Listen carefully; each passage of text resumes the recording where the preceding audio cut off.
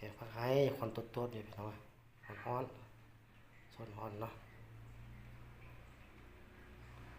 ผักบัวแดงมะเขือหัวผักเทียมพี่น้องจืดปลาจืด2-3ตัวก็พอเนาะปลาเนาะบ่จืดหลายผักไห้ยังคนตัวๆอยู่พี่น้องนะพี่น้องเข้านำกันแกงผักไห้นี่ผักใบกระดอมมักกระดอมเนาะฮ้อนอยู่คนเอาตัวๆนี่พี่น้องโอ้ขมขนาด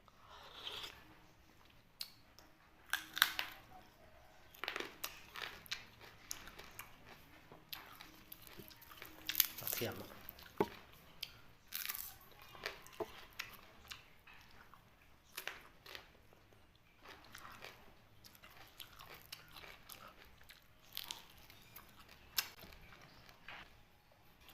น